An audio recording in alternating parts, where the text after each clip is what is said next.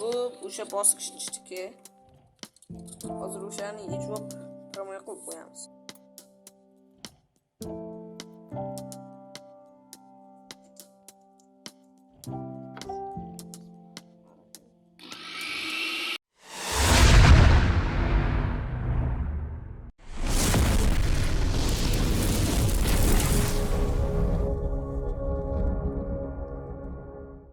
Bizga Kenwood kompaniyasining blenderi keldi. Hozir bu ishlayapti yoki ishlamasligini tekshirib ko'ramiz. Keyin hozir uni sinab ko'ramiz. Mana skorlar o'ziga aylanmayapti.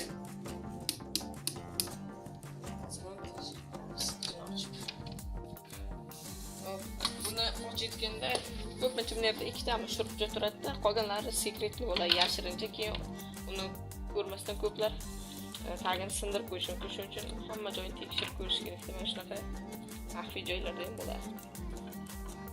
Mana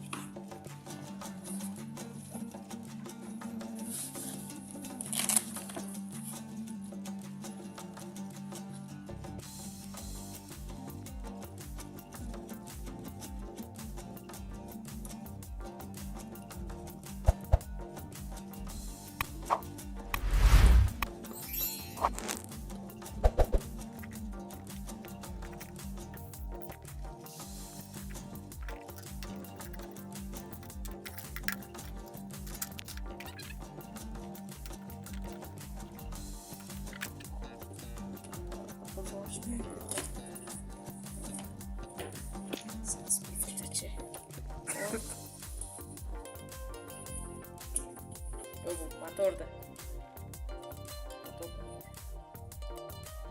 Mana yerda simi uzilib ketgan ekan. Shuni olaversak bo'ladi ishlaydi.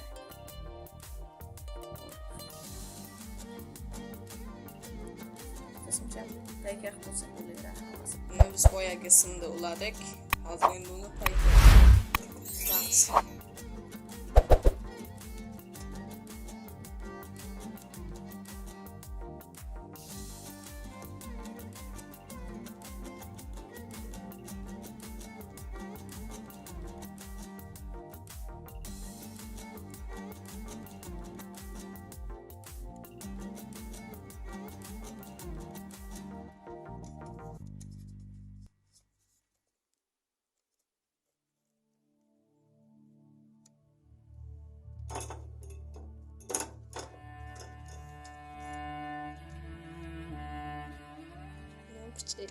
Yaxshiroq pekka bo'ldi. Bu motorga tegib qolmasligi kerak. Shuning uchun buni mana yoqqa uzorsak, maqsad ustini iloji boricha bu yoqqa tegib qolmasligi uchun, mana shunaqa joylarga tegib qolmasligi uchun buni iloji boricha ustini o'rab tashlash kerak. Hozir zamondan o'rab tashlash.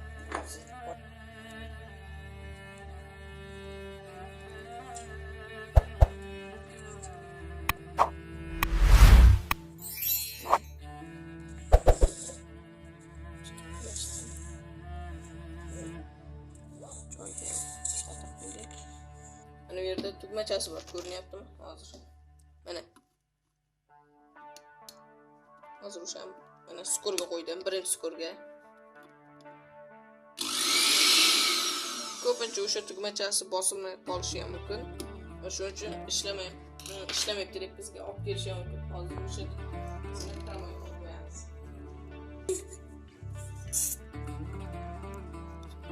Mana bu o'sha bosqichniki. Hozir o'shani ijrob promoya qilib qo'yamiz.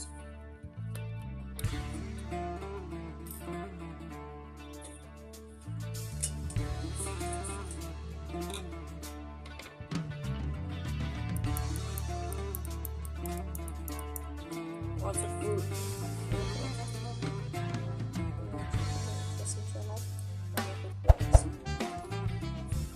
boyagisi joyda oldi. Endi buni hozir shunday ochib shuni tamom qo'ysak, shuni ustida qopqoq boyagi idishi tushishidan oldin ham yerda skoroskga qo'ysa ham bu o'zidan o'zi ishlayveradi.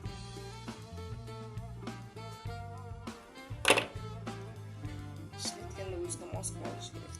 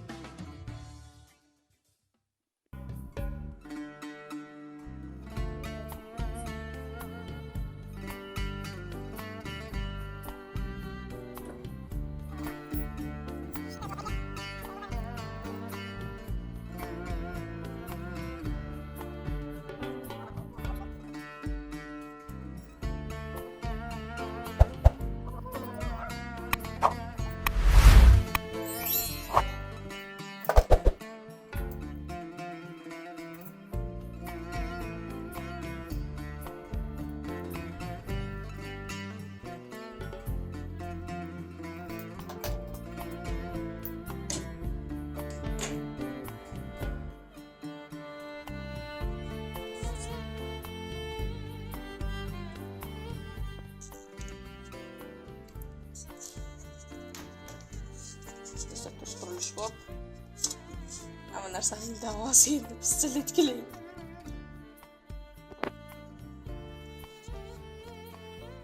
Tuzatdik, boyagidan ulab qo'ydik. Endi hozir buni ishlab ko'ramiz.